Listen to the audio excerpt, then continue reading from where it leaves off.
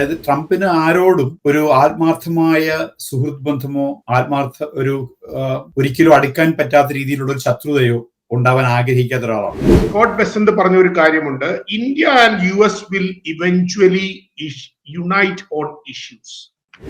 അപ്പോ പ്രധാനമന്ത്രി നരേന്ദ്രമോദി പറഞ്ഞൊരു കാര്യം എന്താണെന്ന് വെച്ച് കഴിഞ്ഞാൽ 2030 ആകുമ്പോഴത്തേക്കും ഈ രണ്ട് രാജ്യങ്ങളും തമ്മിലുള്ള ഒരു ഉഭയകക്ഷി വ്യാപാരം എന്നുള്ളത് $500 ബില്യൺ ഉയർത്തണമെന്നുള്ളതായിരുന്നു അവരുടെ ഒരു ആഗ്രഹം. ഈ ട്രംപിന്റെ സ്റ്റൈൽ, ട്രംപ് മാത്രമല്ല, ഞാൻ ഇതുപോലെ വേറെ ആൾക്കാരെ എന്റെ ജീവിതത്തിൽ നോട്ടീസ് ചെയ്തിട്ടുണ്ട്. അവരുടെ സ്റ്റൈൽ എന്ന് വെച്ച് കഴിഞ്ഞാൽ കാവോസ് ഉണ്ടാക്കുക എന്നുള്ളതാണ്. ആ കാവോസിലാണ് അവര് കൂടുതൽ ത്രൈവ് ചെയ്യുന്നത്, അവർക്ക് കൂടുതൽ ഷൈൻ ചെയ്യാൻ പറ്റുന്നത്. ഒരു ഫ്രണ്ട്ഷിപ്പിൽ ഒരു സ്ട്രെയിൻ ഉണ്ടായെന്നും പറഞ്ഞ് അത് അവിടെ തീർന്നു പോലല്ലോ. ഞാനും വിൻസെന്റും തമ്മിൽ ഒരു ഇഷ്യൂ ഉണ്ടായാൽ നമ്മുടെ ഫ്രണ്ട്ഷിപ്പ് അവിടെ വെച്ച് മുറിയുകയാണോ? നമ്മൾ തമ്മിൽ ഡിഫറൻസസ് ഉണ്ടാവും, നമ്മൾ തമ്മിൽ സംസാരിക്കും. അത് ഏതൊരു രാജ്യത്തിനും അവരുടെ ഫോറിൻ എക്സ്ചേഞ്ച് റിസർവ് കൂട്ടാനും അവരുടെ ഇന്റർനാഷണൽ കടം കുറയ്ക്കാനും ഉപയോഗിക്കാൻ പറ്റുന്ന ഒരു ആയുധമാണ്. ഇന്ത്യ ഇത് ഇത്രനാളും ഉപയോഗിച്ചുകൊണ്ടിരുന്നു, ഇപ്പൊ ട്രംപ് ഉപയോഗിക്കാൻ തുടങ്ങിയിരിക്കുന്നു. അത്ര നമ്മൾ ഇതിന് മനസ്സിലാക്കേണ്ട ആവശ്യമില്ല. ഇതൊക്കെ പറയാം, ഇന്ത്യയായിട്ട് വളരെ നല്ല റിലേഷനിൽ ഇതൊക്കെ പോകാൻ പറ്റും. പക്ഷേ ഈ നമ്മുടെ പ്രസിഡന്റിന്റെ ഈ പ്രവർത്തനങ്ങൾ മൂലം നമ്മൾ ഈ സൂപ്പർഫിഷ്യലായിട്ട് നിങ്ങൾ പറയുന്ന ചില കാര്യങ്ങൾക്ക് അപ്പുറമായിട്ട് ഇന്ത്യക്ക് ഇത് വലിയ ബുദ്ധിമുട്ടുണ്ടാക്കുന്നുണ്ട്. Unity is very near, there is no doubt about it. ഒരു കോംപ്ലിക്കേഷൻ ഉണ്ട്. End of the day United States and India will join hands and the previous relationship and the friendship will continue. CFRന്റെ Brad W Setser പറഞ്ഞതുപോലെ treasury മാർക്കറ്റിന് സമാനമായിട്ട് വേറൊരു market ഇല്ലാത്തിടത്തോളം കാലം ഡോളറുമായിട്ട് മത്സരിക്കുക പ്രയാസമാണെന്ന് അദ്ദേഹം പറഞ്ഞതുപോലെ തന്നെ ഇന്ത്യയുടെ പല sectors are definitely hurting and I am very upset with that. എനിക്ക് അതിനകത്ത് വളരെ വിഷമമുണ്ട്. അതിനകത്ത് പ്രസിഡന്റ് ട്രംപ് ഇപ്പോൾ എടുത്തിരിക്കുന്ന നിലപാടിനോട് ഞാൻ യോജിക്കുന്നില്ല.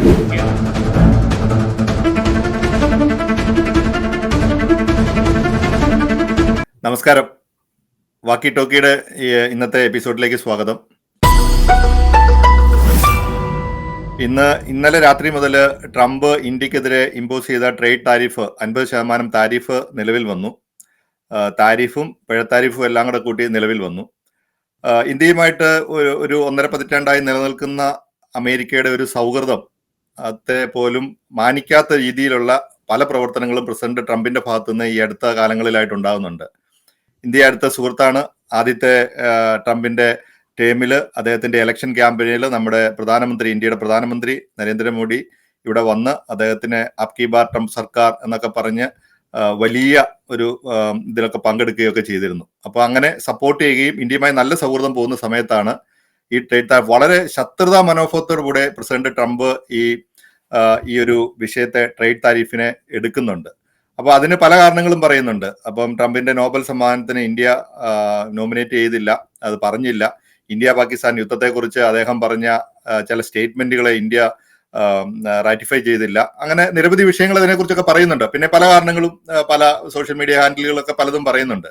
അപ്പൊ ഇന്ന് നമ്മൾ വളരെ വിശദമായിട്ട് എന്താണ് ട്രംപിന് ഇന്ത്യയോട് ഇത്ര ശത്രുത എന്നുള്ള ഒരു കാര്യത്തെക്കുറിച്ച് ഡിസ്കസ് ചെയ്യാൻ ഇന്ന് നമ്മോടൊപ്പം ഉള്ളത് വിൻസെന്റ് സേവ്യർ പാലത്തിങ്കലാണ്. അദ്ദേഹം ഇവിടുത്തെ സാമൂഹിക സാംസ്കാരിക മേഖലകളിൽ വളരെ കാലമായി പ്രവർത്തിച്ചുകൊണ്ടിരിക്കുന്ന ഫൊക്കാന, കൂടാതെ വാഷിംഗ്ടൺ DC അദ്ദേഹം കേരള അസോസിയേഷന്റെ പ്രസിഡന്റ് ആയിരുന്നു. അങ്ങനെ നിരവധി മേഖലകൾ പഠിച്ചുകൊണ്ടിരുന്ന അദ്ദേഹം ഇപ്പോൾ ഇൻഡോ അമേരിക്കൻ സെന്ററിന്റെ എക്സിക്യൂട്ടീവ് ഡയറക്ടറുമാണ്. അപ്പോൾ മിനിസ്റ്ററുടെ സ്വാഗതം. നമ്മൾ ഇന്നത്തെ കൂടാതെ ഇതിനോടുകൂടി എടുത്തു പറയേണ്ട ഒരു കാര്യമുണ്ട്. അദ്ദേഹം റിപ്പബ്ലിക്കൻ പാർട്ടിയുമായിട്ടും ട്രംപിന്റെ എക്സ്പോർട്ട് കൗൺസിലില് മെമ്പറായിട്ടും ഇപ്പം ഫ്ലോറിഡ റിപ്പബ്ലിക്കൻ പാർട്ടിയുടെ കമ്മിറ്റിയിലും ഒക്കെ പ്രവർത്തിച്ച് പാർട്ടിയുമായി വളരെ അടുത്ത് നിൽക്കുന്ന ആളുകൂടിയാണ്. അപ്പോൾ നമ്മുടെ ഈ ഒരു വിഷയത്തെക്കുറിച്ച് ട്രംപിന് എന്താണ് ഇന്ത്യയോട് ഇത്ര വിരോധം തോന്നാനുള്ള കാരണം എന്താണ്? അതിൻ്റെ അകത്ത് മിനിസ്റ്ററിന്റെ ഒരു അഭിപ്രായം. താങ്ക് യു ജിൻസ് മോൻ. ആദ്യമായിട്ട് എന്നെ ഇതിനകത്തേക്ക് വിളിച്ചതിൽ വളരെ സന്തോഷം. ഈ ക്വസ്റ്റ്യന്റെ ഒരു ആൻസർ, ട്രംപിന് എന്താണ് ഇന്ത്യയോട് ഇത്ര ശത്രുത എന്നുള്ള ചോദ്യത്തിന്റെ ഒരു ഉത്തരം, ട്രംപ് പൊളിറ്റിക്സ് വന്നപ്പോൾ തുടങ്ങിയുള്ള അദ്ദേഹത്തിന്റെ ബിഹേവിയർ ശ്രദ്ധിച്ചാൽ അതിനുള്ള കൃത്യമായിട്ടുള്ള ആൻസർ നമുക്ക് മനസ്സിലാക്കാൻ പറ്റും. അതായത് ട്രംപിന് ആരോടും ഒരു ആത്മാർത്ഥമായ സുഹൃത്ത് ബന്ധമോ ഒരിക്കലും അടുക്കാൻ പറ്റാത്ത രീതിയിലുള്ള ഒരു ശത്രുതയോ ഉണ്ടാവാൻ ആഗ്രഹിക്കാത്ത ഒരാളാണ്. പുള്ളി ഒരു ബിസിനസ്മാനാണ്. ഇപ്പൊ പൊളിറ്റിക്കലി പുള്ളി ഡീൽ ചെയ്ത പുള്ളിയുടെ ലീഡേഴ്സ്, ഒപ്പോസിഷനായിട്ട് വന്ന ലീഡേഴ്സിന് ചിന്തിക്കുക, പുള്ളിക്ക് ഒപ്പോസിഷനായിട്ട് വന്ന ആൾക്കാരെ എല്ലാം ഓരോ ഫണ്ണി ആയിട്ടുള്ള കമന്റ് പറഞ്ഞു. നമ്മൾ സാധാരണ വ്യക്തികളുടെ ജീവിതത്തിൽ അത്തരം കമന്റുകൾ കേട്ടാൽ ആർക്കും അടുക്കാൻ പറ്റാത്ത രീതിയിൽ, ഇപ്പം ഹെയ്ഡി ക്രൂസ്, ഇപ്പൊ ട്രംപിന്റെ വലങ്കൈ ആയിട്ടുള്ള സെനറ്ററാണ് ടെക്സസിൽ നിന്നുള്ള സെനറ്റർ ടെഡ് ക്രൂസിന്റെ വൈഫ് ഹെയ്ഡി ക്രൂസിനെ കുറിച്ചൊക്കെ വളരെ വളരെ മോശമായിട്ടുള്ള കമന്റുകൾ. അതുപോലെ മാർക്കോ റൂബിയോ, ഇന്നത്തെ അദ്ദേഹത്തിന്റെ സ്റ്റേറ്റ് സെക്രട്ടറി, അദ്ദേഹത്തെ കളിയാക്കിയത് ലിറ്റിൽ മാർക്കോ എന്ന് വിളിച്ച് കളിയാക്കി അവർ തമ്മിൽ. അതോടുകൂടി അപ്പൊ ട്രംപിന്റെ ഒരു സ്റ്റൈൽ എന്ന് വെച്ച് കഴിഞ്ഞാൽ ഞാൻ മനസ്സിലാക്കുന്നത് ഇപ്പൊ തന്നെ നമ്മുടെ അയോവ സെനറ്ററുമായിട്ട്, ട്രംപിന് ഏറ്റവും വേണ്ടപ്പെട്ട സെനറ്ററുമായിട്ട് സെനറ്റിന്റെ റൂൾ ബെൻഡ് ചെയ്യുന്നില്ല എന്നുള്ളൊരു കാര്യം പറഞ്ഞുകൊണ്ട് അയാളെ വളരെ നിശിതമായിട്ട് വിമർശിച്ചു, വളരെ പേഴ്സണൽ ആയിട്ടുള്ള അറ്റാക്കുകൾ നടത്തിയിരിക്കുകയാണ്. അപ്പോൾ ട്രംപിന്റെ സ്വഭാവം നമ്മൾ ശ്രദ്ധിച്ചു കഴിഞ്ഞാൽ നമുക്ക് മനസ്സിലാവും ഇത് ഇന്ത്യയോടുള്ള ഒരു പ്രത്യേക ശത്രുതയോ ഈ വ്യക്തികളോടുള്ള ഒരു ശത്രുതയോ അല്ല ട്രംപിന്റെ പ്രശ്നം. ട്രംപ് ഇപ്പൊ പുടിനെയും ഇപ്പൊ മോഡിയെയും ഒക്കെ പോലെ, മോഡിക്ക് ഒരു ഇന്ത്യ എന്നുള്ളൊരു ഭയങ്കര വലിയ സ്വപ്നമുണ്ടെങ്കിൽ, പുടിന് റഷ്യ എന്ന് പറയുന്ന ഒരു വലിയ സ്വപ്നമുണ്ടെങ്കിൽ, ട്രംപ് അതുപോലെ അമേരിക്ക എന്ന് പറയുന്ന വലിയൊരു സ്വപ്നത്തിൽ ഇങ്ങനെ മുമ്പോട്ട് പോയിക്കൊണ്ടിരിക്കുന്ന ആളാണ്. അപ്പൊ അതിന്റെ വഴിയിൽ വിഘാതമായിട്ട് വരുന്ന എന്തിനേയും പുള്ളി വളരെ നിശ്ചിതമായിട്ട് വിമർശിക്കും, നിശ്ചിതമായിട്ട് വളരെ കടുത്ത കളിയാക്കലിന്റെ ഭാഷയിലും ഒക്കെ വിമർശിക്കും. ഒരു രാജ്യം എന്നുള്ള രീതിയിൽ ടാരിഫ് ചുമത്തും. ഇതെല്ലാം പുള്ളി വളരെ എല്ലാവരോടും ചെയ്തുകൊണ്ടിരിക്കുന്ന ഒരു കാര്യമാണ്, പ്രത്യേകിച്ച് ഇന്ത്യയോട് ചെയ്തുകൊണ്ടിരിക്കുന്ന ഒരു കാര്യമൊന്നും അല്ല. നമ്മളത് വാച്ച് ചെയ്ത് കഴിഞ്ഞാൽ നമുക്ക് മനസ്സിലാവും. ഇപ്പൊ ഈ ടെഡ് ക്രൂസ് പുള്ളിയുടെ വലം കൈയാണ്. ട്രംപ് ഇത്രയും വലിയ ബഹളങ്ങൾ ഉണ്ടാക്കി 2016 പ്രൈമറിയിൽ പുള്ളിനെ പുറത്താക്കിയ ടെഡ് ക്രൂസ് ഇന്ന് ട്രംപിന്റെ വലം കൈയാണ്. ഇനി നാളെ ഏതെങ്കിലും രീതിയിൽ ട്രംപ് ചെയ്യുന്ന പോളിസികൾക്കെതിരായിട്ട് ടെഡ് ക്രൂസ് എന്തെങ്കിലും പറഞ്ഞാൽ അത് നേരെ വീണ്ടും മാറും. That is what Trump is. അപ്പം ഈ സാധാരണഗതിയിൽ സാധാരണ മനുഷ്യർക്ക് ഈ അവരവരുടെ ചുറ്റും ഉണ്ടാകുന്ന കൺഫ്യൂഷൻസ് ഒഴിവാക്കി വളരെ സ്ട്രീംലൈൻഡ് ആയിട്ടുള്ള രീതിയിൽ ഓപ്പറേറ്റ് ചെയ്യുന്നതാണ് എല്ലാവരുടെയും ഒരു സ്റ്റൈൽ. നമ്മുടെയൊക്കെ ഒരു എന്റെ ജീവിതത്തിൽ ഞാൻ പ്രശ്നങ്ങൾ ഒഴിവാക്കി നമ്മൾ ഉദ്ദേശിക്കുന്ന രീതിയിലേക്ക് കാര്യങ്ങൾ കൊണ്ടുവരിക എന്നുള്ളതാണ് നമ്മുടെ ഒരു സ്റ്റൈൽ. ഈ ട്രംപിന്റെ സ്റ്റൈൽ, ട്രംപ് മാത്രമല്ല, ഞാൻ ഇതുപോലെ വേറെ ആൾക്കാരെ എന്റെ ജീവിതത്തിൽ നോട്ടീസ് ചെയ്തിട്ടുണ്ട്. അവരുടെ സ്റ്റൈൽ എന്ന് വെച്ച് കഴിഞ്ഞാൽ ഖാവോസ് ഉണ്ടാക്കുക എന്നുള്ളതാണ് ചുറ്റും. ആ ഖാവോസിലാണ് അവര് കൂടുതൽ ത്രൈവ് ചെയ്യുന്നത്, അവർക്ക് കൂടുതൽ ഷൈൻ ചെയ്യാൻ പറ്റുന്നത്. ബിക്കോസ് ഖാവോസ് മൊത്തം ഉണ്ടാക്കി കഴിയുമ്പോൾ അത് ഭംഗിയായിട്ട് മാനേജ് ചെയ്യാൻ ഈ സിസ്റ്റമാറ്റിക് ആയിട്ട് പോകുന്ന ആൾക്കാർക്ക് പറ്റില്ല, ചുറ്റും നിൽക്കുന്നവർക്ക്. അപ്പൊ അതിനുള്ളിൽ പുള്ളിക്ക് പോയിന്റ്സ് സ്കോർ ചെയ്യാൻ പറ്റും, പുള്ളിക്ക് ഷൈൻ ചെയ്യാൻ പറ്റും. ആ ഒരു സ്റ്റൈലിലെ ഇന്ത്യക്കാര് ഇതിനെ എടുക്കേണ്ട ആവശ്യമുള്ളൂ. അപ്പോ ഇതൊരു ഗെയിമാണ്, ഇതൊരു ചെസ് ഗെയിം പോലത്തെ ഒരു ഗെയിമാണ് ഡെഫിനറ്റ്ലി. ഇത്രയും നാളും ഇന്ത്യ എടുത്തുകൊണ്ടിരുന്ന അഡ്വാൻറ്റേജസ് ആണ് ടാരിഫിന്റെ അഡ്വാൻറ്റേജ്, കസ്റ്റംസ് ഡ്യൂട്ടിയുടെ അഡ്വാൻറ്റേജ്. അമേരിക്ക 0% ചുമത്തുമ്പോഴും ഇന്ത്യ 100%, 110%, 150% ചുമത്തിയിരുന്നു. ഇത് ആദ്യമായിട്ട് ഇതിനെ ചലഞ്ച് ചെയ്യാൻ വന്ന ആളാണ് ട്രംപ്. ഇത്ര നാളും ഇന്ത്യക്ക് ഒരു ഡെവലപ്പിംഗ് കൺട്രി ആണെന്നുള്ള കൺസിഡറേഷൻ ഒക്കെ പലരും കൊടുത്തിരുന്നു, അമേരിക്കൻ പ്രസിഡന്റുമാർ കൊടുത്തിരുന്നു. നയതന്ത്ര ബന്ധങ്ങളിൽ ഉണ്ടാവേണ്ട ഇമ്പോർട്ടൻസ് അത് ആൾക്കാർ കൊടുത്തിരുന്നു. ഈ പാകിസ്ഥാനുമായിട്ടുള്ള ബന്ധത്തിനേക്കാളും ഇന്ത്യയാണ് കൂടുതൽ അടുക്കേണ്ടത് എന്നുള്ളൊരു ചിന്താഗതി ഇവിടുത്തെ നേതാക്കൾക്ക് ഉണ്ടാവാൻ തുടങ്ങിയിരുന്നു. അപ്പൊ അതിനുവേണ്ടി പല കൺസെഷൻസും ഇന്ത്യക്ക് കിട്ടിയിട്ടുണ്ട്. ഇപ്പൊ ട്രംപിന്റെ ഭാഗത്തു നിന്നുള്ളത് ട്രംപ് ഉദ്ദേശിക്കുന്ന രീതിയിലുള്ള കാര്യം നടക്കണം. ട്രംപ് ഇപ്പൊ ഉദ്ദേശിക്കുന്ന ഒരു കാര്യം എന്താണ്? ചൈനയാണ് അമേരിക്കയുടെ ഏറ്റവും വലിയ എനിമി. റഷ്യയുടെ കയ്യിൽ ഈ ന്യൂക്ലിയർ ബോംബ് ഉണ്ടെന്നുള്ളതല്ലാതെ അവരുടെ GDPയുടെ സ്ട്രെങ്തോ മണിയുടെ സ്ട്രെങ്തോ ഒന്നും ഇല്ല. ഇന്ത്യ വളർന്നു വരുന്ന ഒരു ശക്തിയാണ്. ഇപ്പൊ ഉള്ള ഏറ്റവും വലിയ അമേരിക്കയുടെ ഒരു ഇമ്മീഡിയറ്റ് ത്രെറ്റ് വിതിൻ 20 years അമേരിക്കനെ ഒരു വാർ ഫ്രണ്ടിൽ പോലും ചലഞ്ച് ചെയ്യാൻ പറ്റുന്ന ഒരു ശക്തിയായിട്ട് ചൈന വളർന്നു കഴിഞ്ഞു.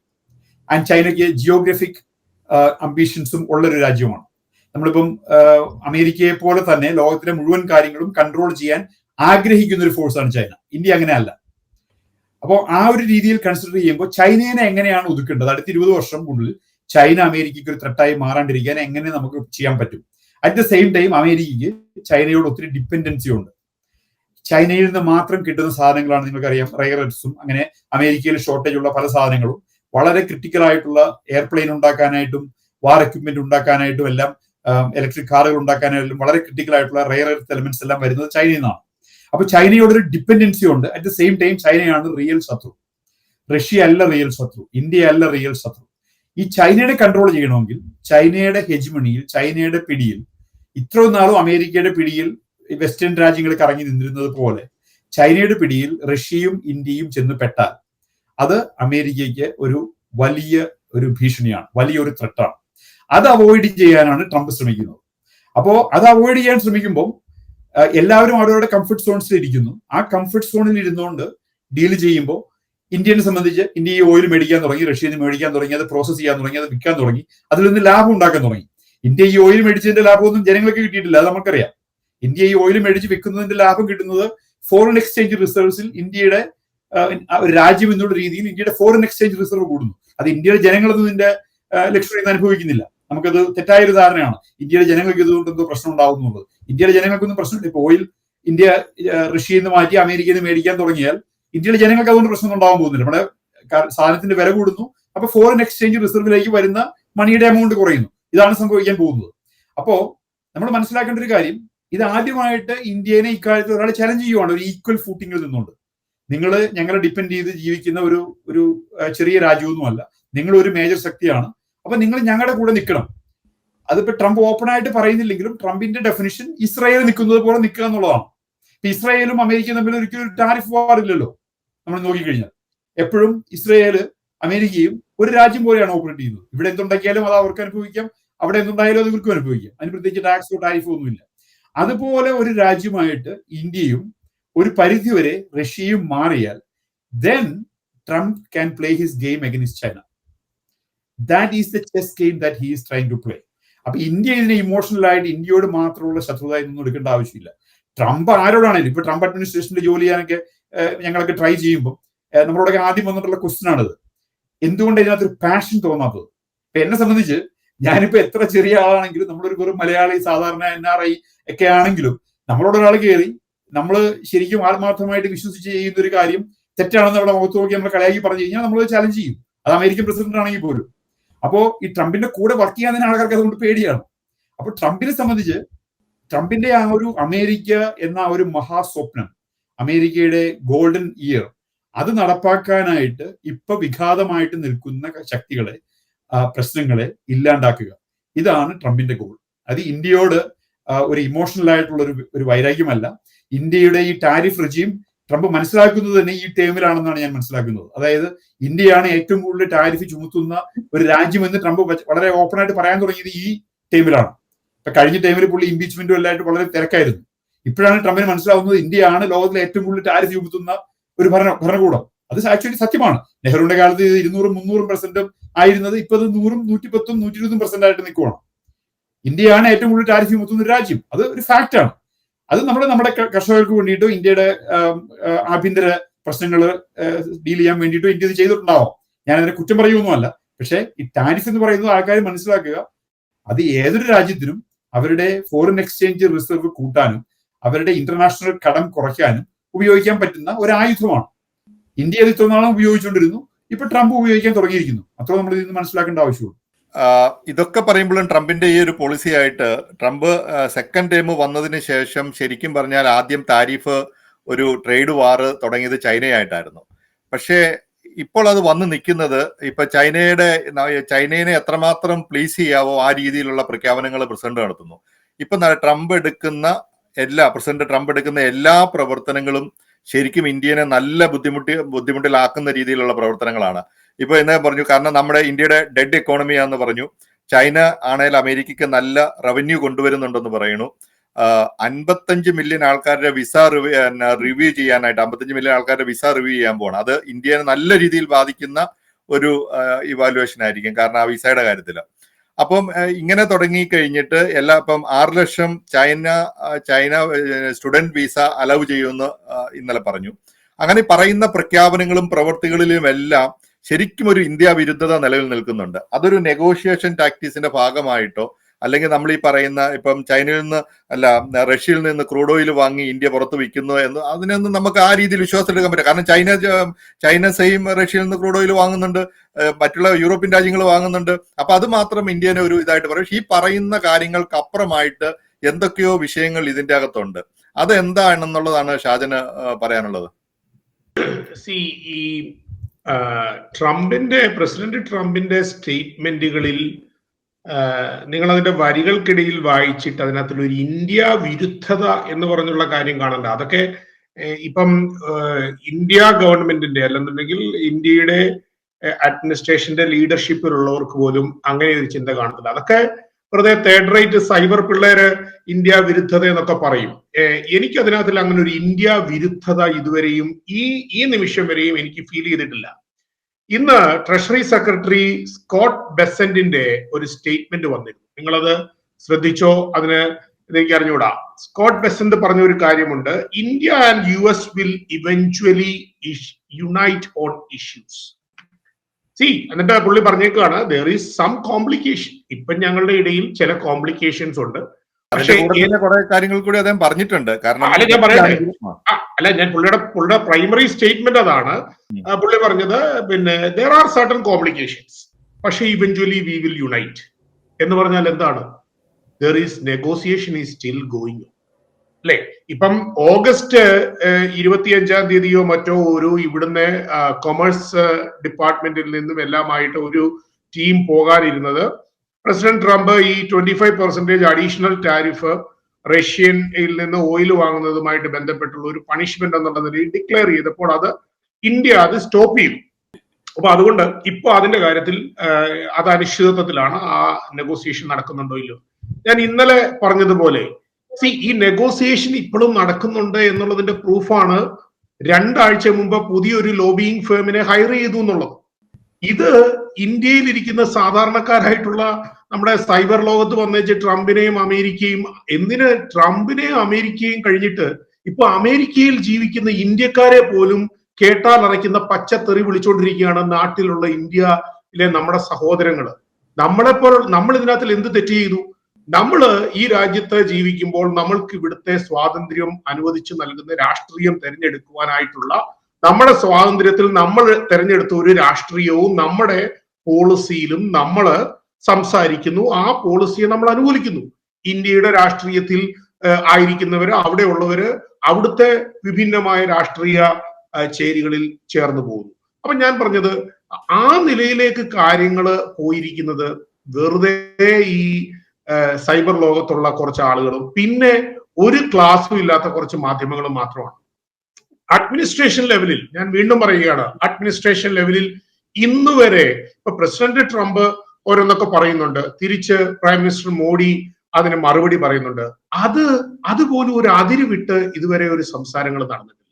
അപ്പൊ ഞാൻ വിശ്വസിക്കുന്നു തീർച്ചയായിട്ടും ഇന്ന് സ്കോട്ട് ബെസന്റ് പറഞ്ഞ ആ സ്റ്റേറ്റ്മെന്റ് അത് അച്ചട്ട്, ഞാൻ എല്ലാ കാലത്തും അങ്ങനെ ഈ ഇഷ്യൂ തുടങ്ങിയ സമയത്ത് ഞാൻ നാഷണൽ ടിവിയിലുള്ള ചർച്ചകളിലാണെങ്കിലും ലോക്കലി ഉള്ള ചർച്ചകളിലാണെങ്കിലും പല മാധ്യമങ്ങളിൽ ഞാൻ പറഞ്ഞിട്ടുള്ള ഒരു കാര്യമുണ്ട്, ഈ ഇഷ്യൂന് അൾട്ടിമേറ്റ്ലി ഇതിന്റെ ഒരു റിസൾട്ട് എന്ന് പറയുന്നത് 2 രാജ്യങ്ങൾക്കും വളരെ എഫക്റ്റീവ് ആയിട്ടുള്ള, 2 രാജ്യങ്ങൾക്കും സ്വീകാര്യമായിട്ടുള്ള ഒരു സൊല്യൂഷൻ തന്നെ ആയിരിക്കും. കാരണം എന്താണെന്ന് ചോദിച്ചു കഴിഞ്ഞു കഴിഞ്ഞാൽ, പ്രസിഡന്റ് ട്രംപ് കഴിഞ്ഞു കഴിഞ്ഞാൽ പുതിയ ഒരു പ്രസിഡന്റ് US അടുത്തൊരു 3 വർഷം കഴിയുമ്പോൾ വരും. പക്ഷെ അന്നും അമേരിക്കയും ഇന്ത്യയും തമ്മിലുള്ള ഡിപ്ലോമാറ്റിക് റിലേഷൻഷിപ്പ്, ബൈലാറ്ററൽ റിലേഷൻഷിപ്പ് ഒരു കാരണവശാലും അത് തകർന്നു പോകാനായിട്ട് സാധിക്കുകയില്ല. കാരണം എന്താണെന്ന് ചോദിച്ചു കഴിഞ്ഞാൽ, ഒരു കഴിഞ്ഞ 1-2 വർഷങ്ങൾ കൊണ്ടല്ല, കഴിഞ്ഞ ചില വർഷങ്ങളായിട്ട് എനിക്ക് തോന്നുന്നത് മൻമോഹൻ സിംഗിന്റെ സമയത്താണ് ഇന്ത്യ ഈ ഫോറിൻ ഡയറക്റ്റ് ഇൻവെസ്റ്റ്മെന്റിന് വേണ്ടി ഇന്ത്യ ഓപ്പൺ അപ്പ് ചെയ്യപ്പെട്ടു. ആ സമയത്താണ് അമേരിക്കയുമായിട്ട് കൂടുതൽ ഇന്ത്യ ഒരു സുഹൃത്ത് ബന്ധം സ്ഥാപിച്ചു. ഇപ്പോഴുള്ള ഇഷ്യൂനകത്തിൽ ഞാനൊരു പേഴ്സണൽ ഫാക്ടർ കൊണ്ടുവരാം. എല്ലാ ഇന്ത്യയുടെ പൊളിറ്റിക്കൽ ലീഡേഴ്സിനെ കാട്ടിലും പ്രൈം മിനിസ്റ്റർ മോഡിയും പ്രസിഡന്റ് ട്രംപുമായിട്ട് ഒരു ഫ്രണ്ട്ഷിപ്പ് ഡെവലപ്പ് ചെയ്തു. അത് നമ്മൾ ഇഗ്നോർ ചെയ്യരുത്. ഇതിനകത്തിൽ ഇത്രയും ഒരു ഇമോഷണൽ ട്രോമ വന്നതിന്റെ ഒരു കാരണം, അല്ലെങ്കിൽ ഇന്ത്യയിലുള്ള പ്രസിഡന്റ് ട്രംപിനെ നമ്മൾ തന്നെ കഴിഞ്ഞ ദിവസം മറ്റൊരു ചർച്ചയിൽ പറഞ്ഞായിരുന്നു, ട്രംപിന്റെ ഇലക്ഷന്റെ സമയത്ത് നാട്ടിൽ പൂജ നടത്തിയ ആളുകളുണ്ട് പ്രസിഡന്റ് ട്രംപ് ജയിക്കാൻ വേണ്ടി. എന്തുകൊണ്ടാണ്? അമേരിക്കയോടുള്ള കാര്യം കൊണ്ട് മാത്രമല്ല, പ്രധാനമന്ത്രി നരേന്ദ്രമോദിയെ പിന്തുണയ്ക്കുന്നവർക്ക് അന്ന് പ്രസിഡന്റ് ട്രംപിനെ ഇഷ്ടമായിരുന്നു, കാരണം അവർ സുഹൃത്തുക്കളായിരുന്നു. ഇപ്പോൾ എന്ത് സംഭവിച്ചു? ആ സുഹൃത്ത് ബന്ധത്തിന് എന്തോ ഒരു തകർച്ച വന്നിരിക്കുന്നു എന്നാണ് ഈ നാട്ടിലുള്ള പുള്ളികൾ പലരും വിചാരിച്ചു വെച്ചിരിക്കുന്നത്. അതിൽ യാതൊരു വാസ്തവുമില്ല. Yes, there is a strain. അതിലൊരു സ്ട്രെയിൻ ഉണ്ടായിട്ടുണ്ട്. ഒരു ഫ്രണ്ട്ഷിപ്പിൽ ഒരു സ്ട്രെയിൻ ഉണ്ടായെന്ന് പറഞ്ഞ് അതവിടെ തീർന്നു പോലല്ലോ. ഞാനും വിൻസെന്റും തമ്മിൽ ഒരു ഇഷ്യൂ ഉണ്ടായാൽ നമ്മുടെ ഫ്രണ്ട്ഷിപ്പ് അവിടെ വെച്ച് മുറിയുകയാണോ? നമ്മൾ തമ്മിൽ ഡിഫറൻസസ് ഉണ്ടാവും, നമ്മൾ തമ്മിൽ സംസാരിക്കും. ഞാൻ അതിന്റെ ഒരു വളരെ സാധാരണക്കാർക്ക് മനസ്സിലാവുന്ന രീതിയിൽ പറയുകയാണ്. അപ്പൊ അതുകൊണ്ട് ആ ഒരു ഫാക്ടറൂടെ നമ്മൾ ഇതിനകത്തിലേക്ക് കൺസിഡർ ചെയ്യണം. പ്രസിഡന്റ് ട്രംപും പ്രൈം മിനിസ്റ്റർ മോഡിയും തമ്മിലുണ്ടായിരുന്ന ആ ഫ്രണ്ട്ഷിപ്പിനകത്തിൽ ഒരല്പം സ്ട്രെയിൻ വന്നിട്ടുണ്ട്. അതും അവർക്ക് റിസോൾവ് ചെയ്യാനുള്ളതേ ഉള്ളൂ. കാരണം ക്യാരക്ടർ അറിയുന്നത്. നിങ്ങൾ എന്ത് വേണേലും പറഞ്ഞോ, പുള്ളി ഇന്ന് പറയുന്നത് നാളെ തിരിച്ചു പറയും, നാളെ പറയുന്നത് മറ്റന്നാൾ. അതൊക്കെ ഞാൻ അതിനെ ഒന്നും പിന്നെ എന്താ പറയാ ഖണ്ഡിക്കാൻ വരുന്നില്ല. കാരണം അതൊക്കെ ഒരു വാസ്തവമായിട്ടുള്ള പല കാര്യങ്ങളാണ്. പുള്ളിയുടെ ഒരു ക്യാരക്ടറാണ്. ആ ഒരു ക്യാരക്ടറിനെ ഒന്നും നമുക്ക് മാറ്റാനോ നമ്മൾ അതിനെ ഒന്നും അറ്റാക്ക് ചെയ്യാനോ ടാർഗറ്റ് ചെയ്യാനോ ഒന്നും പോകുന്നില്ല. End of the day is he bringing better opportunity, a better national security, better border security for the United States. അമേരിക്കയ്ക്ക് US-ന് അദ്ദേഹം കൊണ്ടുവരുന്ന കാര്യങ്ങൾ, അതോടൊപ്പം തന്നെ അമേരിക്കയുടെ സുഹൃത്ത് രാഷ്ട്രങ്ങളുമായിട്ടുള്ള ഫോറിൻ ഡിപ്ലോമാറ്റിക് റിലേഷൻഷിപ്പ്, അതിനകത്തിൽ വരുന്ന പുരോഗമനങ്ങൾ, ഇതാണ് എൻഡ് ഓഫ് ദി ഡേ ഒരു രാജ്യത്തിന് വേണം. അപ്പം തീർച്ചയായിട്ടും ഈ പറയുന്ന ഒരു ഇന്ത്യ വിരുദ്ധത, ജിൻസ് ആ വാക്ക് ഉപയോഗിച്ചത് കൊണ്ടാണ് ഞാൻ പറയുന്നത്, ഒരു ഇന്ത്യ വിരുദ്ധത അമേരിക്കയുടെ സർക്കാരിന്റെ ഭാഗത്ത് നിന്ന് ഒരു ഇന്ത്യ വിരുദ്ധത ഇല്ല. ഞാൻ ഒരു കാര്യം കൂടെ പറഞ്ഞ് അവസാനിപ്പിക്കാം. ഇന്ന് FBI-യുടെ ഒരു സ്റ്റേറ്റ്മെന്റ് വന്നിട്ടുണ്ട്. CBI-യുമായിട്ട് ചേർന്ന്, സെൻട്രൽ ബ്യൂറോ ഓഫ് ഇൻവെസ്റ്റിഗേഷൻ, ഇന്ത്യയുടെ പരമോന്നത ഇൻവെസ്റ്റിഗേഷൻ ടീമായിട്ടുള്ള CBI-യും അമേരിക്കയുടെ ഫെഡറൽ ബ്യൂറോ ഓഫ് ഇൻവെസ്റ്റിഗേഷനും ചേർന്ന് ഏതാണ്ട് 40 ബില്യണോളം വരുന്ന ഒരു ഇന്റർനാഷണൽ ഫ്രോഡ് അവര് ഒന്നിച്ചൊരു ജോയിന്റ് ഓപ്പറേഷനിൽ അവര് ടാക്കിൾ ചെയ്തു. അത് സ്റ്റേറ്റ്മെന്റ് ആയിട്ട് പുറത്തു വന്നു. അപ്പൊ ഒരു കാരണവശാലും നമുക്ക് ഈ ഒരു ഇഷ്യൂവിന്റെ പേരിൽ, ഈ താരിഫ് ഇഷ്യൂവിന്റെ പേരിൽ, ഈ റഷ്യയും യുക്രൈനും തമ്മിലുള്ള വാറിന്റെ പേരിൽ ഒന്നും ഇവിടെ തീർത്ത് കളഞ്ഞേച്ചാൽ അങ്ങനെ ബ്രേക്ക് ചെയ്ത് മുൻപോട്ട് പോകാൻ സാധ്യമല്ല. ഇന്ത്യയിൽ ഇരുന്നുകൊണ്ട് ഈ പറയുന്ന ആളുകൾക്ക് പറയാം ഞങ്ങൾക്ക് കുഴപ്പമൊന്നുമില്ല. ഇന്ത്യക്ക് അമേരിക്കയെ ഡിപ്പെൻഡ് ചെയ്യാതെയും അമേരിക്കയ്ക്ക് ഇന്ത്യയെ ഡിപ്പെൻഡ് ചെയ്യാതെയും ഒന്നും മുൻപോട്ട് പോകാൻ പറ്റത്തില്ല. അങ്ങനെയുള്ള ഒരു റിലേഷൻഷിപ്പാണ് കഴിഞ്ഞ നാളുകളായിട്ട് നമ്മൾ ഡെവലപ്പ് ചെയ്തിരിക്കുന്നത്. 100 കണക്കിന് അമേരിക്കൻ കമ്പനികൾ ഇന്ത്യയിൽ ഇല്ലേ?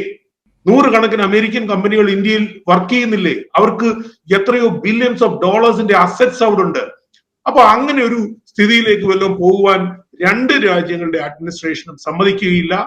ഞാൻ കൺക്ലൂഡ് ചെയ്തിട്ട് ഞാൻ സ്കോട്ട് ബെസന്റിന്റെ വാക്ക് കടമെടുത്തുകൊണ്ട് ഞാൻ വീണ്ടും പറയുകയാണ്, the unity is very near, there is no doubt about it. ഒരു കോംപ്ലിക്കേഷൻ ഉണ്ട്. End of the day United States and India will join hands and the previous relationship and the friendship will continue and I am very very confident about it. ചേട്ടനിലേക്ക് വരുന്നതിന് മുമ്പ് പറ്റീഷ എന്താണ് ഇതിന്റെ കൂടെ add ചെയ്യാനുള്ളത്? എനിക്ക് ആഡ് ചെയ്യാനുള്ളത്, ഞാൻ കുറച്ച് പുറകിലോട്ട് പോകുമ്പോഴത്തേനും ഞാൻ അത് വിഷൻ ചെയ്യുവാണ്. അതായത് 2025 ഫെബ്രുവരിയിൽ പ്രധാനമന്ത്രി മോദി വൈറ്റ് ഹൗസ് സന്ദർശിച്ചപ്പോഴത്തേനും നമ്മുടെ പ്രസിഡന്റ് ട്രംപുമായിട്ടുള്ള ഒരു ചർച്ചയിൽ അവർ കൊണ്ടുവന്ന കുറെ കാര്യങ്ങളുണ്ട്. അതായത് ഈസിങ് താരിഫ്, റിസോൾവിങ് ട്രേഡ് ഡിസ്പ്യൂട്ടുകൾ, പിന്നെ പ്രതിരോധ സഹകരണം വർദ്ധിപ്പിക്കൽ, ഇങ്ങനെയുള്ള കുറെ കാര്യങ്ങളെ കുറിച്ചൊക്കെ ഇരു നേതാക്കളും സംസാരിച്ചിരുന്നു.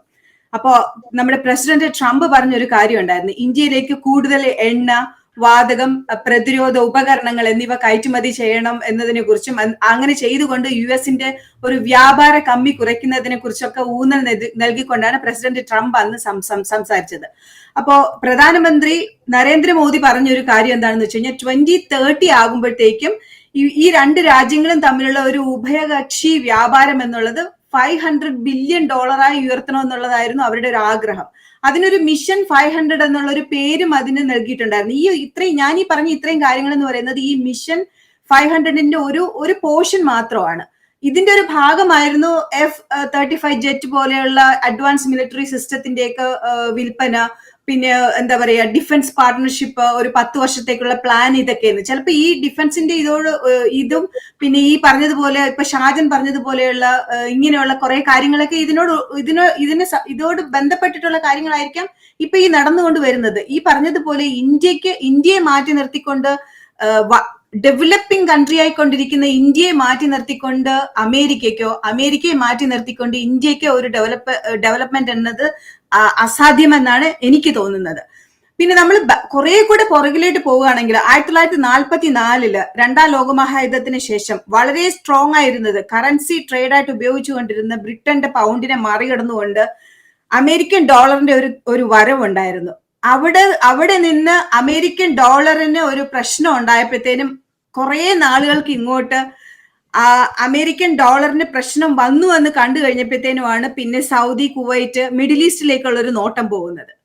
വീണ്ടും അമേരിക്കൻ ഡോളറിന് പ്രശ്നം വരുന്നു എന്ന് കണ്ടു കഴിഞ്ഞപ്പോഴത്തേക്കും ഉള്ള ഒരു ടാക്ടിക് ആണോ, ഒരു സ്ട്രാറ്റജി പ്ലാൻ ആണോ ഇതൊക്കെ എന്നാണ് എനിക്ക് തോന്നുന്നത്. ഇത് അതായത് നമ്മൾ ഇന്നലത്തെ ചർച്ചയിൽ, നമ്മളുടെ മുമ്പത്തെ ഒരു ചർച്ചയിൽ നമ്മൾ പറഞ്ഞതുപോലെ തന്നെ ഡോളറിന് പ്രശ്നം വരുമ്പോഴത്തേനും അവിടെ എന്തൊക്കെ ഒരു വിധത്തിലുള്ള ഒരു പ്ലാൻ ചെയ്തിട്ടാണെങ്കിലും അതിനെ പിടിച്ചു നിർത്തുക എന്നുള്ള ഒരു സ്ട്രാറ്റജി പ്ലാൻ ആണോ അമേരിക്കൻ ഗവൺമെന്റ് അല്ലെങ്കിൽ അഡ്മിനിസ്ട്രേഷൻ ടീം കൊണ്ടുവരുന്നത് എന്നുള്ള ഒരു രീതിയിലാണോ പോകുന്നതെന്നാണ് എനിക്ക് തോന്നുന്നത്. പിന്നെ ഈ പറഞ്ഞതുപോലെ ചൈനയുടെയും ഇന്ത്യയുടെയും റഷ്യയുടെയും ഒരു ത്രികോണ ഒരു സൗഹൃദത്തിലേക്ക് പോയി കഴിഞ്ഞാൽ അത് എത്രത്തോളം മറ്റു നാടുകളെ അത് ബാധിക്കും എന്നുള്ളതും ലോകരാഷ്ട്രങ്ങളെ അത് എങ്ങനെ ബാധിക്കും എന്നുള്ളതും അമേരിക്ക അത് എങ്ങനെ ഭയപ്പെടുന്നു എന്നുള്ളതിനേക്ക് അതിനെ ഒരു ഉൾക്കൊണ്ടുകൊണ്ടായിരിക്കാം ചിലപ്പോ ഇന്ത്യക്ക് ഇങ്ങനെ ഒരു താരിഫ് ഏർപ്പെടുത്തിയതും അല്ലെങ്കിൽ ഇന്ത്യയോട് ഇങ്ങനെ ഒരു ശത്രുതാ മനോഭാവം എടുക്കുന്നത് എന്നുള്ളതൊക്കെ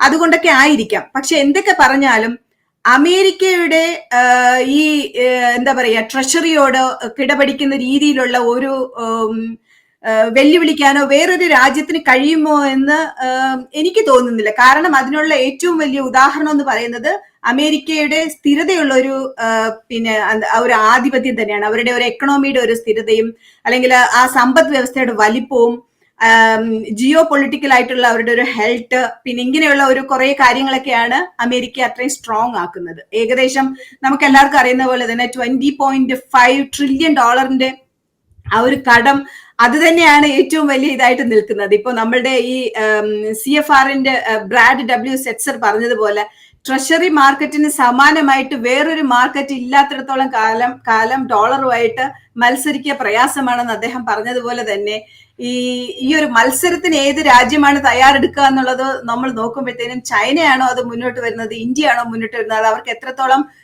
അമേരിക്കയായിട്ട് മത്സരിക്കാൻ പറ്റുമെന്നൊന്നും നമുക്ക് കണ്ടറിയേണ്ടത് തന്നെയാണ്. സോ ആ മത്സരത്തിന്റെ ഇടയിൽ അവരെ പിടിച്ചു നിർത്തുക എന്നുള്ളൊരു ഒരു ടാക്ടിക് ആയിട്ടുള്ള ഒരു പ്ലാൻ ആണോ ഈ ഒരു ടാരിഫും അല്ലെങ്കിൽ ഇങ്ങനെ ഒരു പ്രഷർ കൊടുക്കുന്നതും ഇതെല്ലാം ഒരു പ്രഷറിന്റെ ഭാഗമായിട്ടാണെന്നാണ് എന്റെ ഒരു അഭിപ്രായത്തിൽ എനിക്ക് പറയാനുള്ളത്. പട്രീഷ്യ പറഞ്ഞതുപോലെ ഇതൊരു ടാക്ടീസ് ആയിട്ട് നമുക്ക് കണക്കാക്കാം. അപ്പം അതുപോലെ തന്നെ ഷാജൻ പറഞ്ഞതും ഈ പറഞ്ഞ പോലെ ഈ അമേരിക്കയും ഇന്ത്യയും തമ്മിലൊരു വളരെ നല്ല സ്ട്രാറ്റജിക് റിലേഷൻ മുന്നോട്ട് ഇനി എന്തൊക്കെ പറഞ്ഞു കഴിഞ്ഞാലും ആ രീതിയിൽ വരുമെന്ന് നമുക്ക് വിശ്വസിക്കാം.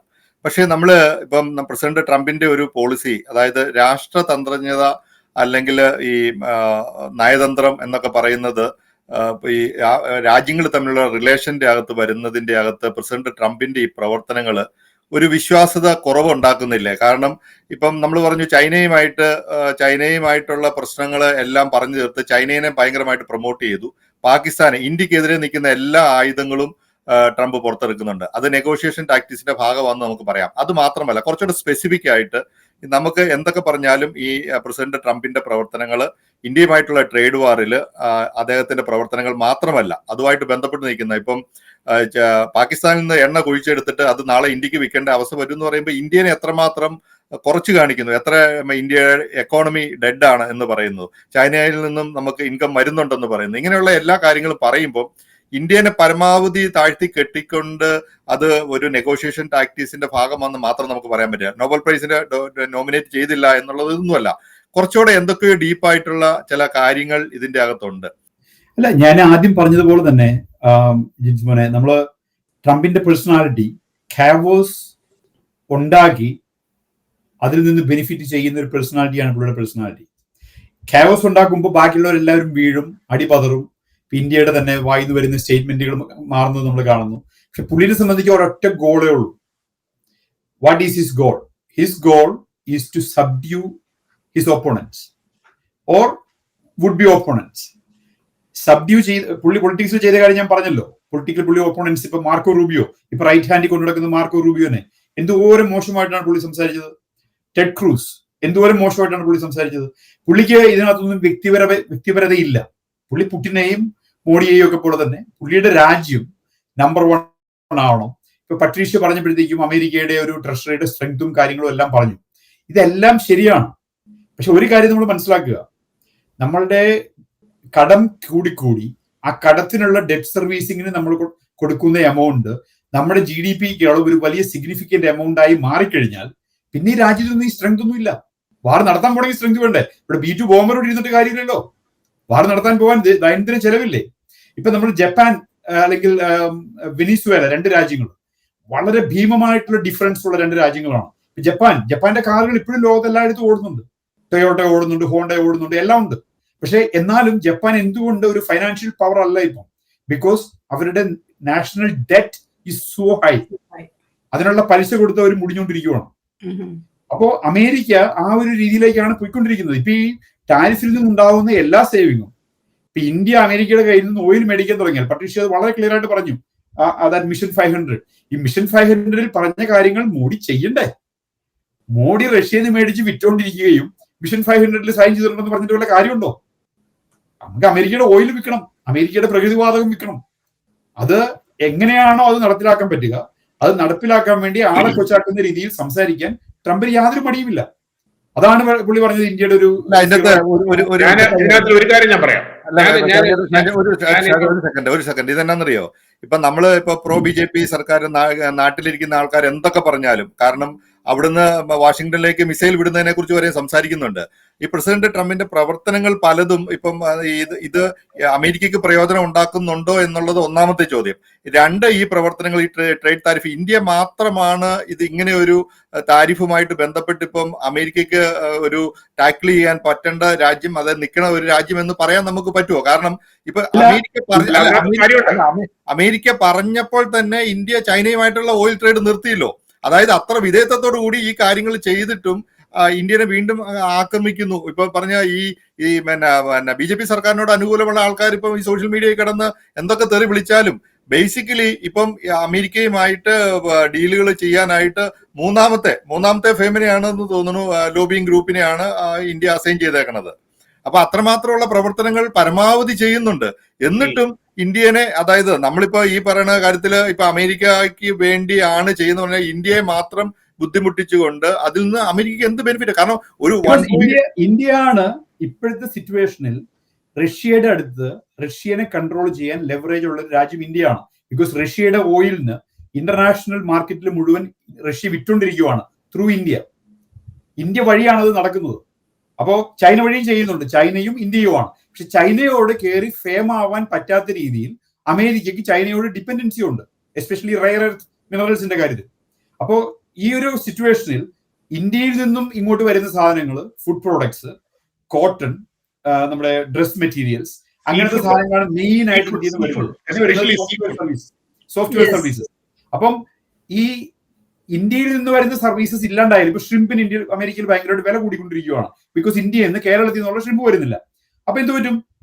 15% ടാരിഫുള്ള ഇക്വഡോറിൽ നടത്തും ഷ്രിമ്പുണ്ട്. അമേരിക്കയിൽ നിന്ന് ഇക്വഡോറിൽ നിന്ന് വരാൻ തുടങ്ങും. ഇപ്പൊ മുട്ടയ്ക്ക് സ്ട്രാങ് ഉണ്ടായി, ട്രംപ് അത് പരിഹരിച്ചില്ലേ? മുട്ട വില കുറഞ്ഞ സ്ഥലത്ത് പോയി മുട്ട മേടിച്ചു.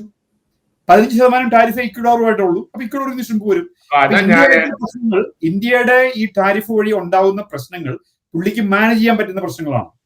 ചൈനയുമായിട്ട് പുള്ളി ഉണ്ടാകുന്ന പ്രശ്നങ്ങൾ അൺമാനേജബിൾ ലെവലിലേക്ക് പോകും. So that is why he is playing this tactics. വളരെ സിമ്പിൾ ആയിട്ട് പറഞ്ഞു കഴിഞ്ഞാൽ നനയുന്നോടം കുഴിക്കുക. അതായത് ഇന്ത്യ വരട്ടിയാ നടക്കും, ചൈന വരട്ടിയാ നടക്കുകയല്ല. അതാണ് വളരെ അതല്ല മാത്രമല്ല, നമ്മുടെ പ്രൊഡക്ട്സ്, ഇന്ത്യൻ പ്രൊഡക്ട്സ് വേറെ സ്ഥലങ്ങളിൽ നിന്ന് വരാനുണ്ട്. ചൈനയിൽ നിന്ന് വരുന്ന സാധനങ്ങൾ ചൈനയിൽ നിന്ന് മാത്രമേ വരാൻ പറ്റുള്ളൂ. അത്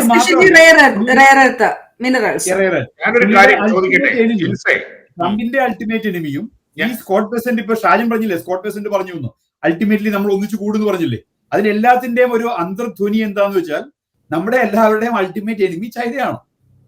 അപ്പൊ ഞാനൊരു കാര്യം ചോദിച്ചോട്ടെ. അപ്പൊ നമ്മൾ ആദ്യം ജിംസ് ചോദിച്ച ചോദ്യമാണ്, ഇപ്പൊ ഇതിന്റെ എല്ലാത്തിന്റെയും ആ ചോദ്യം തിരിച്ചു വീണ്ടും നമ്മൾ ചോദിക്കുകയാണെങ്കിൽ, എന്തുകൊണ്ട് അമേരിക്കയ്ക്ക് ഇന്ത്യയോട് ഈ ശത്രുതാ മനോഭാവം? ഷാജൻ പറഞ്ഞു ശത്രുതാ മനോഭാവം ഇല്ലെന്ന് ഷാജൻ പറഞ്ഞു. അല്ല, ഞാനിത് ചോദിച്ചു ഷാജൻ അത് മറുപടി പറയാം. അങ്ങനെ ഒരു ശത്രുതാ മനോഭാവം ഇല്ലെങ്കിലും അപ്പോ ഈ പറഞ്ഞ വാക്ക്, അല്ലെങ്കിൽ രണ്ടുപേരും കൂടെ ചേർന്നിരുന്നുകൊണ്ട് മിഷൻ 500 എന്ന് പറഞ്ഞ ഒരു സാധനം ഉണ്ടാക്കിയിട്ട് ആ ഒരു ഉടമ്പടിയിൽ നിന്ന് പിന്മാറിയത് കൊണ്ടുണ്ടായ ഒരു ശത്രുതയാണോ ഇത്? തീർച്ചയായിട്ടും. ഈ ശത്രുത എന്ന് പറയുന്നത് നമ്മൾ വീണ്ടും ഇങ്ങനെയുള്ള വാക്കുകൾ നമ്മൾക്ക് ഇന്ത്യയും അമേരിക്കയും തമ്മിൽ ഒരു ശത്രുതയും ഇല്ല. there is a conflict between the എന്താ പറയാണ്, there is a conflict in the relationship. There is a conflict in the relationship, right? ഞാൻ അതുകൊണ്ടാണ് ഞാനത് I wanted to put it in a very low layman language, വളരെ എല്ലാവർക്കും മനസ്സിലാകുന്ന. നമ്മൾ ഇതിന്റെ ഈ എക്കണോമിക്സും ഒന്നും പറഞ്ഞു പോയി കഴിഞ്ഞു കഴിഞ്ഞാൽ ആർക്കും ഒന്നും മനസ്സിലാവില്ല.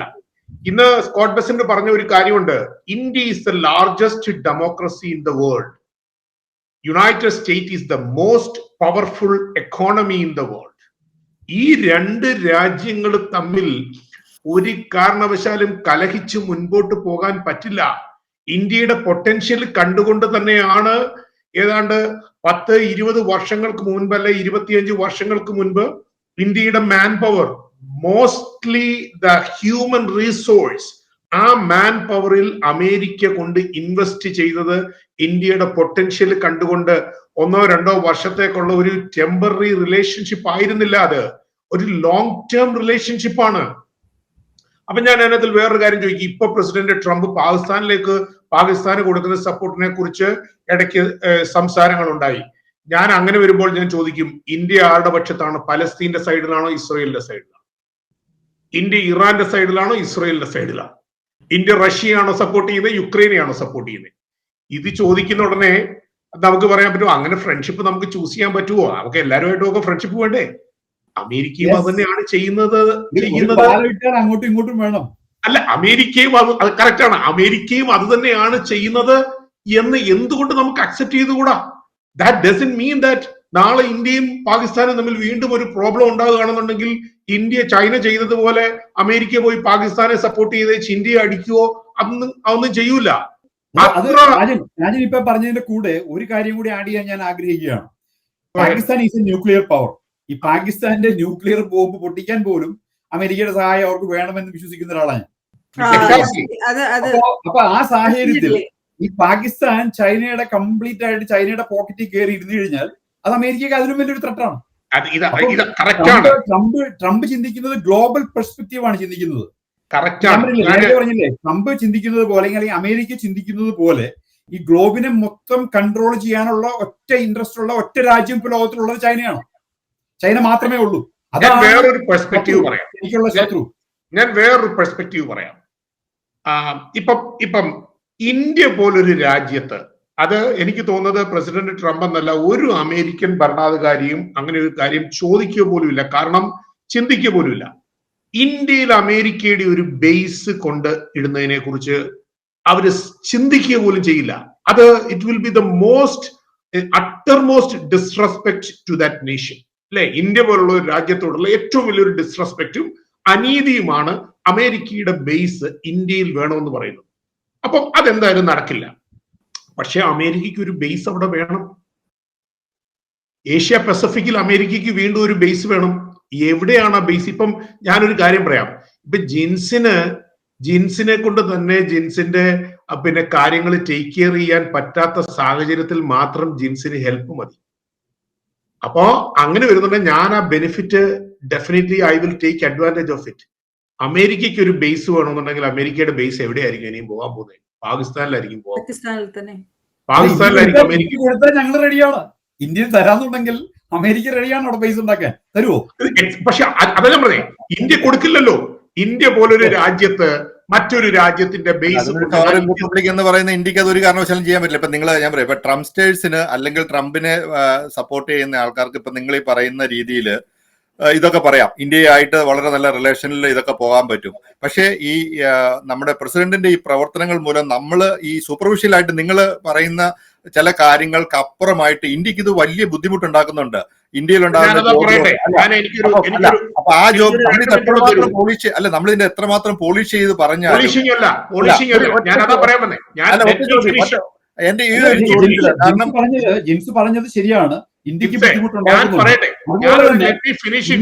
കാര്യങ്ങൾ അമേരിക്കയ്ക്ക് ബുദ്ധിമുട്ടുണ്ടാക്കുന്നുണ്ട്. ട്രേഡിന് ഇന്ത്യ അമേരിക്കയുടെ കയ്യിൽ കുറച്ച് ഓയിൽ മേടിച്ചുകൂടാ? Why they are not doing it? Let me complete it. ഞാൻ ജിൻസ് പറഞ്ഞു 10 രൂപയ്ക്ക് മാർക്കറ്റിൽ സാധനം അവൈലബിൾ ആയിരിക്കുമ്പോൾ 15 രൂപ കൊടുത്ത് വാങ്ങാൻ പറ്റുമോ? അങ്ങനെ ഒരു ഡീൽ, അങ്ങനെ ഒരു ട്രേഡ് ഉണ്ടോ ലോകത്ത് എവിടെയെങ്കിലും? അങ്ങനെ അതാണ് ട്രേഡ് അമേരിക്ക ചെയ്യുന്നത്, ഇപ്പൊ ചെയ്യാൻ ശ്രമിക്കുന്നത് അത് തന്നെയാണ്. ഇന്ത്യയിൽ ചെമ്മീൻ ഇല്ലെങ്കിൽ നമ്മൾ ഇക്വഡോറിൽ നിന്ന് ചെമ്മീൻ മേടിക്കും. അപ്പൊ അത് തന്നെയല്ലേ ഇന്ത്യ ചെയ്യുന്നത്? അപ്പൊ അത് തന്നെയല്ലേ ഇന്ത്യ ചെയ്യുന്നത്? അല്ലല്ല, ഞാൻ ചോദിക്കുന്നത് അത് തന്നെയാണ് ആയിട്ടുള്ള ട്രീറ്റ്മെന്റ് കിട്ടണമെന്നുണ്ടെങ്കിൽ ഇന്ത്യ പ്രതീക്ഷിക്കുന്നത് പോലെ, ഇപ്പൊ ജിൻസ് ഇപ്പൊ പറഞ്ഞതുപോലെ ട്രംപിന്റെ കയ്യിൽ നിന്നും അമേരിക്കയുടെ കയ്യിൽ നിന്നും ഒരു മോസ്റ്റ് ഫേവേർഡ് നേഷൻ എന്നുള്ള പോലത്തെ ഒരു ട്രീറ്റ്മെന്റ് കിട്ടണമെന്നുണ്ടെങ്കിൽ ഇന്ത്യ ഇസ്രയേലിന്റെ പോലെ അമേരിക്കയുടെ ഒരു രാജ്യമായിട്ട് മാറേണ്ടി വരും. എല്ലാ കാര്യങ്ങളിലും അമേരിക്കയുടെ ഒപ്പം ഉറച്ചു നിൽക്കുന്ന ഒരു രാജ്യം, അമേരിക്കയ്ക്ക് എല്ലാ കാലത്തും ട്രസ്റ്റ് ചെയ്യാൻ പറ്റുന്ന ഒരു രാജ്യം. അതാവാൻ ബുദ്ധിമുട്ടുണ്ട്. ഇന്ത്യ വളരെ ഡൈവേഴ്സ് ആയിട്ടുള്ള വളരെ വലിയൊരു രാജ്യമാണ്. ഞാൻ നേരത്തെ പറഞ്ഞില്ലേ, ഇസ്രായേലും അമേരിക്കയായിട്ട് ഒരു ട്രേഡ് ഇഷ്യൂ ഇല്ലല്ലോ. വൈ? ഇസ്രായേൽ ഉണ്ടാക്കുന്ന സാധനങ്ങൾ ആ വിലയ്ക്ക് ഇവിടെ കൊണ്ട് വിൽക്കാം, ഇവിടെ ഉണ്ടാക്കുന്ന സാധനങ്ങൾ ആ വിലയ്ക്ക് അവിടെ കൊണ്ട് വിൽക്കാം. ആരും ഒന്നും ചോദിക്കുന്നില്ലല്ലോ. അത്രയും സ്ട്രോങ് ആണ് റിലേഷൻഷിപ്പ്. എന്തുകൊണ്ട് അതുപോലത്തെ റിലേഷൻഷിപ്പ് ഉണ്ടായിക്കൂടാ ഇന്ത്യ അമേരിക്കയായിട്ട്? കംപ്ലീറ്റ് ചെയ്തിട്ട് എനിക്ക് നിങ്ങളോട് രണ്ടുപേരോടും കൂടെ ഒരു ചോദ്യമുണ്ട്. നിങ്ങൾ ഇതൊന്ന് ഷാജൻ പറഞ്ഞു വന്നൊന്ന് കംപ്ലീറ്റ് ചെയ്ത് ഞാൻ പറയാം. അപ്പൊ ഇത്രേ ഉള്ളൂ.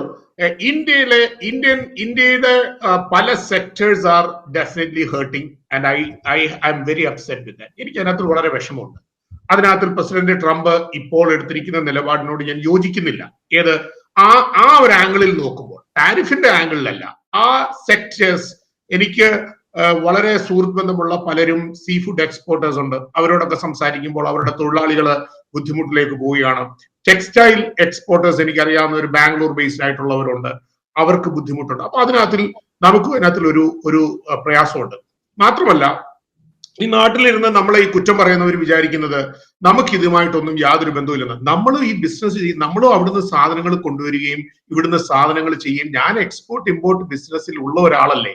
അപ്പൊ എന്നെ സംബന്ധിച്ച് എനിക്കും പ്രായോഗികമായിട്ട് അതിനകത്തിൽ പല ബുദ്ധിമുട്ടുകളുണ്ട്. അപ്പൊ ഇതൊന്നും കണ്ടില്ല എന്ന് നടിച്ച് നമ്മൾ മുൻപോട്ട് പോവുകയല്ല. ഇതിനകത്തിൽ നമ്മളൊക്കെ ഹെർട്ടാണ്. ഇവിടുത്തെ സാധാരണക്കാരായിട്ടുള്ള ഇന്ത്യക്കാർക്ക് ഈ പറഞ്ഞ കഴിഞ്ഞ ദിവസം പെട്രീഷ പറഞ്ഞതുപോലെ സാധനങ്ങളുടെ വില കൂടുന്നു. ഇന്ന് ഞാൻ കേട്ടത് ഇന്ത്യൻ റെസ്റ്റോറന്റിൽ പോലും പ്രൈസ് ഗൗച്ചിങ് അവർ ചെയ്തുകൊണ്ടിരിക്കുകയാണ്. എന്തിനാണെന്ന് എനിക്ക് അറിഞ്ഞുകൂടാ. ഇന്ത്യയിൽ നിന്ന് വരുന്ന സാധനങ്ങൾ മാത്രമൊന്നുമല്ല റെസ്റ്റോറന്റിൽ യൂസ് ചെയ്യുന്നത്. സോ അങ്ങനെ കുറെ പ്രശ്നങ്ങളുണ്ട്. പക്ഷെങ്കിൽ ഞാൻ പറഞ്ഞത് അതൊന്നും നമ്മളെ ഇതിനെയൊന്നും എന്താ പറയാ ജിൻസെ വൈറ്റ് വാഷ് ചെയ്ത് പോളിഷ് ചെയ്ത് അങ്ങ് കളയല്ല. ഇതിനകത്തിൽ ഇഷ്യൂ ഉണ്ട്. ഇതിനകത്തിൽ സീരിയസ് ആയിട്ടുള്ള ഇഷ്യൂസ് ഉണ്ട്. ഇല്ല എന്നൊന്നും നമ്മൾ പറയുന്നില്ല. ഇന്ത്യക്ക് ബുദ്ധിമുട്ടുള്ള കാര്യങ്ങൾ തീർച്ചയായിട്ടും റിസോൾവ് ചെയ്യണം. ഞാൻ ഇന്നലെ പറഞ്ഞില്ലേ, ഇപ്പം മുമ്പേ ജിൻസ് പറഞ്ഞു, അങ്ങനെ ഒരു കാര്യം നടക്കുന്നതുകൊണ്ട് അഡ്മിനിസ്ട്രേഷൻ ലെവലിൽ നടക്കാൻ സാധ്യതയുള്ള എല്ലാ ഡിസ്കഷൻസും നെഗോസിയേഷൻസും ഇപ്പോഴും നടന്നുകൊണ്ടിരിക്കുകയാണ്. I can guarantee you on a daily basis at least ഒരാളുമായിട്ടെങ്കിലും, വിൻസെന്റിന് അറിയാം, AFPI എന്ന് പറയുന്ന organisation, America first policy institute എന്ന് പറയുന്ന ഓർഗനൈസേഷൻ പ്രസിഡന്റ് ട്രംപിന്റെ സ്വന്തം ഓർഗനൈസേഷൻ ആണ്. പ്രസിഡന്റ് ട്രംപിന്റെ ക്യാബിനറ്റിലുള്ള 50% ആളുകളും ആ ഓർഗനൈസേഷനിൽ നിന്ന് വന്നവരാണ്. അതുമായിട്ട് ബന്ധപ്പെട്ട് ജോലി ചെയ്യുന്ന ആളുകളുമായിട്ട് at least two one person on A daily basis ഞാൻ സംസാരിക്കുകയാണ്.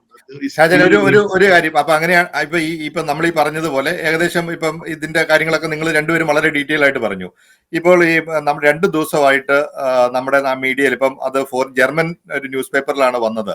ട്രംപ് 4 തവണ പ്രസിഡന്റ് 4 തവണ നമ്മുടെ ഇന്ത്യൻ പ്രധാനമന്ത്രിയെ വിളിച്ചിട്ട് അദ്ദേഹം ഫോൺ എടുത്തില്ല എന്ന് പറയുന്ന ഒരു വലിയ ക്യാമ്പയിൻ നടക്കുന്നുണ്ട്. അങ്ങനെ ഇന്ത്യ ഭയങ്കരമായിട്ട് എതിർത്തുകൊണ്ടിരിക്കുകയാണ്. അപ്പൊ ഈ രാജ്യങ്ങൾ തമ്മിലുള്ള ഒരു റിലേഷനിൽ അങ്ങനെ ഒരു പ്രസിഡന്റ് വിളിച്ചു കഴിഞ്ഞാൽ ആ കോൾ അറ്റൻഡ് ചെയ്യാതിരിക്കുകയും അത് 3 തല അങ്ങനെ അത് നിങ്ങൾ വിശ്വസിക്കുന്നുണ്ടോ? അങ്ങനെ ഒരു സംഭവം നടന്നിട്ടുണ്ടോ? നടന്നിട്ടില്ല. ഞാനിന്ന് രണ്ടുപേരുമായിട്ട് അതിനെക്കുറിച്ച് ആയിട്ടുള്ള ആൻസർ ആണ് എനിക്കുള്ളത്. നടന്നിട്ടില്ല എന്ന് ഞാൻ പറയുന്നില്ല. ബിക്കോസ് ഞാൻ നേരത്തെ പറഞ്ഞല്ലോ ട്രംപിന്റെ സ്റ്റൈൽ എന്താന്ന് ഞാൻ പറഞ്ഞല്ലോ. Trump creates chaos. സാധാരണ ജിൻസ്മോൻ ചിന്തിക്കാത്ത, ഷാജിൻ ചിന്തിക്കാത്ത രീതിയിലുള്ള കാര്യങ്ങള് ഉണ്ടാവുന്ന രീതിയിൽ പുള്ളി കാര്യങ്ങൾ ചെയ്യും. അങ്ങനെ ഒരു കാര്യമാണ് ഇപ്പൊ നടന്നിരിക്കുന്നത്. അപ്പം ട്രംപിന്റെ കോള് ഇന്ത്യ എടുക്കാണ്ടിരിക്കുമ്പോൾ, അതായത് ഇന്ത്യ സാധാരണ ചെയ്യുന്നൊരു കാര്യമല്ലത് ട്രംപിന്റെ കോൾ എടുക്കാണ്ടിരിക്കുക എന്നുള്ളത്. അപ്പൊ ഇന്ത്യനെ കൊണ്ട് അത് ചെയ്യിപ്പിച്ചിരിക്കുക പുള്ളി. So that he will have an advantage at some point. അത് ആ ഒരു സ്റ്റൈലില്ല. പുള്ളിയുടെ ഓപ്പറേഷൻ എപ്പോഴും ഖാവോസ് ക്രിയേറ്റ് ചെയ്തിട്ട് ആ ഖാവോസിന്റെ മുകളിൽ നിന്നും പുള്ളി വിന്നറായിട്ട് വരിക എന്നുള്ളതാണ് പുള്ളിയുടെ സ്റ്റൈൽ. ഞാൻ വിശ്വസിക്കുന്നത് ഇപ്പൊ ജിൻസ്മോനായിട്ടാണേലും ഷാജനായിട്ടാണേലും ട്രംപുമായിട്ടാണേലും മോഡിയായിട്ടാണേലും ആരുമായിട്ടാണേലും ആദ്യം ടെമ്പർ പോകുന്നവൻ ആരാണോ അവനാണ് ഏതൊരു ആർഗ്യുമെന്റും ഏതൊരു വാറും ഏതൊരു സംഭവവും ലൂസ് ചെയ്യുന്നത്. ആദ്യം ടെമ്പർ പോകുന്നവൻ. ഇപ്പൊ മോഡിയുടെ ടെമ്പർ പോയി, അത് മോഡിയുടെ ഭാഗത്തു നിന്നുള്ളൊരു പരാജയമാണ്. എന്തൊക്കെ പ്രശ്നങ്ങളുണ്ടെങ്കിലും നമ്മൾ ഫോൺ എടുക്കും. എന്താ പ്രശ്നം? ഇപ്പൊ ഞാൻ ജിൻസുമോനോട് ഭയങ്കര കൊടിയ വഴക്കായിരിക്കാം. ഷാജൻ ഇവിടുത്തെ ഏറ്റവും വലിയ ഡെമോക്രാറ്റ്, എന്നെ അറ്റാക്ക് ചെയ്യുന്ന സാമുമനെ പോലുള്ള ആളായിരിക്കാം. സാമുമൻ എന്നോട് വിളിച്ചാൽ ഞാൻ ഫോൺ എടുത്തിരിക്കും. I will take. ഫോൺ എടുക്കാണ്ടിരിക്കുന്ന ആളാണ് ആദ്യം ലൂസ് ചെയ്യുന്നത്. പക്ഷെ അത് എനിക്ക് റിലയബിൾ ആയിട്ടുള്ള 2 സോഴ്സിൽ നിന്ന് ഇന്ന് വൈകിട്ട് ഞാൻ ഈവൻ ഒരു 7 o'clock ആയപ്പോൾ I had A detailed talk with someone in DC.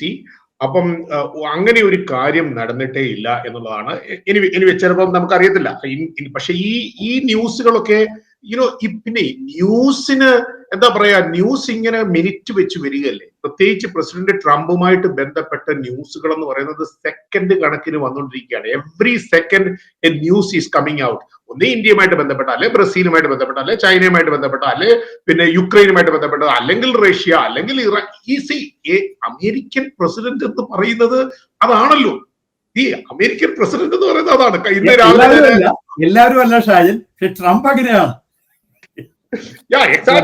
അല്ല, നമുക്കൊരു 2 മിനിറ്റ് കൊണ്ട് ഇന്ന് ഈ ഒരു ഡിസ്കഷൻ അവസാനിപ്പിക്കാം. അപ്പം ഈ ഞാനൊരു ചോദിക്കണ, ഇപ്പം വിൻസൻ പറഞ്ഞതുപോലെ തന്നെ ഈ നമ്മുടെ ഒരു നെഗോഷിയേഷന് വേണ്ടി നമ്മൾ ഇറക്കുന്ന ഒരു ട്രംപ് കാർഡ്, ആ ട്രംപ് കാർഡ് നാട്ടുകാർക്ക് മുഴുവൻ മനസ്സിലായി കഴിഞ്ഞു കഴിഞ്ഞാൽ പിന്നെ അതിന്റെ അകത്ത് എവിടെയാണ് ലെവറേജ് വരുന്നത്, എവിടെയാണ് അഡ്വാൻറ്റേജ് വരുന്നത്? അതാണ് ലെവറേജിന്റെ കാര്യത്തിലാണ്. ഇപ്പം കയ്യിൽ കോപ്പുള്ളവനെ നടിക്കാവുള്ളൂ, കയ്യിൽ കോപ്പില്ലാത്തവൻ നടിക്കരുത്. ഇപ്പം ട്രംപ് ഇറാന്റെ അടുത്ത് നടിച്ചു. ട്രംപ് പറഞ്ഞു ഞാൻ 2 ആഴ്ച സമയം എടുക്കും തീരുമാനം എടുക്കാന്ന് പറഞ്ഞു. എല്ലാവരും വിചാരിച്ചു 2 ആഴ്ചയ്ക്കുള്ളിൽ ട്രംപ് ഇറാൻ തിരിച്ചു വരുമെന്ന് വിചാരിച്ചാണ് ട്രംപ് പറഞ്ഞതെന്ന് വിചാരിച്ചു. 3-ാം ദിവസം പുള്ളി അറ്റാക്ക് ചെയ്തു. He has the strength with him. അത് പോകും. പക്ഷേ പട്രീഷ്യ പറഞ്ഞതുപോലെ ഈ രീതിയിൽ നാഷണൽ ഡെഫിസിറ്റ് കയറിക്കൊണ്ടിരുന്നാൽ ഒരു 20 വർഷം കഴിഞ്ഞുള്ള അമേരിക്കൻ പ്രസിഡന്റിന് ഈ ലെവറേജ് ഉണ്ടാവില്ല. ഈ ലെവറേജ് ഇപ്പൊ ഉണ്ട്. That's what he is using. He is confident about his military, he is confident about his economic power, he is confident about what ever he can do if others don't budge. But initially he will make them budge by force, by talking in the talks. പുള്ളിയുടെ 16 ഒപ്പോണൻസാ ഉണ്ടായിരുന്നത് first national presidency. എല്ലാം അറിയാവുന്ന, പൊളിറ്റിക്സിനെ പറ്റി എല്ലാം അറിയാവുന്ന സെനറ്റർമാന്മാര്, കോൺഗ്രസ്മാന്മാര് എല്ലാവരും കൂടെ പോയി. 17 പേരല്ലേ? 17 പേരല്ലേ? ഓക്കെ. അപ്പൊ നമ്മളിപ്പോ ഞാൻ ഒരു ലാസ്റ്റ് ഒരു കാര്യം കൂടെ പറഞ്ഞിട്ട് ഞാൻ നിർത്താം. ജിൻസ് പറഞ്ഞതുകൊണ്ട് പറഞ്ഞു ഏതാണ്ട് 55 മില്യൺ ഗ്രീൻ കാർഡ് ഹോൾഡേഴ്സ് അല്ലേ? അതാണ് വിസ ഉണ്ട്, J1 വിസ ഉണ്ട്. അത് ഞാൻ ക്ലാരിഫൈ ചെയ്യാം സ്പെസിഫിക് ആയിട്ട്. If anybody has a criminal record, they will be affected. There is no doubt about it. If you have a green card ആയാലും H1B ആയാലും എന്തുണ്ടെങ്കിലും ക്രിമിനൽ, അതായത് ഡിപ്പോർട്ടേഷൻ പോളിസിയുമായിട്ട് അലൈൻ ചെയ്തു പോകുന്ന എന്തെങ്കിലും ക്രിമിനൽ ഹിസ്റ്ററി ഉണ്ടെന്നുണ്ടെന്നുണ്ടെങ്കിൽ they will be affected. The visa will be revoked. They will be sent back. There is no doubt about it. ഒന്നാമത്തെ കാര്യം. രണ്ടാമത്തെ കാര്യം എന്ന് പറയുന്നത്, ഈ ഇഷ്യൂ ഉണ്ടായതിന്റെ, ഇത്രയും ഈ ഇഷ്യൂ സ്ട്രെച്ച്ഡ് ആയതിന്റെ പ്രധാനപ്പെട്ട ഒരു കാര്യം, ഒരു 4 വർഷം വന്ന ബ്രേക്ക്. 4 വർഷം പ്രസിഡന്റ് ട്രംപ് 2020 ജയിച്ച് ഈ കണ്ടിന്യൂവേഷൻ ഉണ്ടായിരുന്നുവെങ്കിൽ ഒരുപക്ഷെ ഇത്രയും ഒരു ഇഷ്യൂ വരത്തില്ലായിരുന്നു. കാരണം ആ 4 വർഷം കൊണ്ട് സംഭവിക്കാൻ പാടില്ലാതിരുന്ന പല കാര്യങ്ങളും സംഭവിച്ചു. പ്രത്യേകിച്ച് ഈ പിന്നെ ഫ്രാക്കിങ്ങിന്റെ കാര്യത്തിൽ ബൈഡൻ ഉണ്ടാക്കി വെച്ചിട്ട് പോയ കുറെ ഇഷ്യൂസ് ഉണ്ട്. ഫ്രാക്കിങ് ഇമ്പോസിബിൾ ആക്കുന്ന രീതിയിലുള്ള പിന്നെ ഓർഡേഴ്സും ഒക്കെ ഇറക്കിയിട്ട് പുള്ളി പോയി. അത് രണ്ടാമത്തെ കാര്യം. So the discontinuation in the Trump administration has adversely affected the relationship between nations and the diplomatic and bilateral relationships. അപ്പൊ അതും ഒരു പ്രധാനപ്പെട്ട കാര്യമാണ്. മേ ബി തുടർന്നുള്ള ദിവസങ്ങളിൽ ഒരു ചർച്ചയിൽ വേണമെങ്കിൽ we can just discuss and talk about. ഒരു ജസ്റ്റ് വൺ മോർ പോയിന്റ്, ഒരു പോയിന്റ് പറഞ്ഞിട്ട് ഞാൻ അവസാനിപ്പിക്കാം. ഈ H1 കാര്യത്തിന്റെ, H1 ബിസിനസിന്റെ കാര്യത്തിലുള്ള ട്രംപിന്റെ പോളിസികൾ മാറുന്നതിനെ കുറിച്ച് നമ്മളുടെ പരാമർശം ഉണ്ടായി. നമ്മൾ ഒരു കാര്യം മനസ്സിലാക്കണം. ഞാൻ 20 വർഷം നാട്ടിൽ നിന്ന് H1 ചെയ്ത് 10-400 പേർക്ക് H1 ചെയ്ത് ഇവിടെ കൊണ്ടുവന്ന് ഗ്രീൻ കാർഡ് എടുത്തു കൊടുത്തിട്ടുള്ള ആളാണ് ഞാൻ. ഈ ഫീൽഡിലുള്ള കറപ്ഷൻ, ഇന്ത്യൻ H1 കമ്പനികൾ നടത്തുന്ന കറപ്ഷൻ ഡേ ടു ഡേ ബേസിസിൽ വാച്ച് ചെയ്തുകൊണ്ടിരുന്ന ഒരാളാണ് ഞാൻ. ഒരു പരിധിവരെ ഈ സിസ്റ്റം ഒന്ന് റിവാമ്പ് ചെയ്യേണ്ട ആവശ്യമുണ്ട്. ഒത്തിരി കറപ്ഷൻ, അതായത് നമ്മൾ ഇന്ത്യയിൽ കാണിക്കുന്ന തരത്തിലുള്ള വളരെ നീചമായ അഴിമതി, അമേരിക്കയിൽ നമുക്ക് ചിന്തിക്കാൻ പറ്റാത്ത അഴിമതി. അതായത് ഇവിടുത്തെ സിസ്റ്റംസിനെ, ഇവിടുത്തെ കമ്പനികളെ, ഇവിടുത്തെ മാനേജ്മെന്റിലുള്ള എക്സിക്യൂട്ടീവ്സിനെ വളരെ മോശമായ രീതിയിൽ കറപ്റ്റ് ചെയ്യുന്ന ഇൻഫ്ലുവൻസ് ആയിട്ട് ഇന്ത്യൻ കമ്പനികളും ഇന്ത്യൻ പ്രൊഫഷണൽസും മാറുന്ന ചിത്രം കൺമുമ്പിൽ കണ്ട് നാണക്കേടോട് വിചാരിച്ചിട്ടുള്ള ആളാണ് ഞാനൊക്കെ. അപ്പൊ അത് മാറേണ്ട ആവശ്യമുണ്ട്.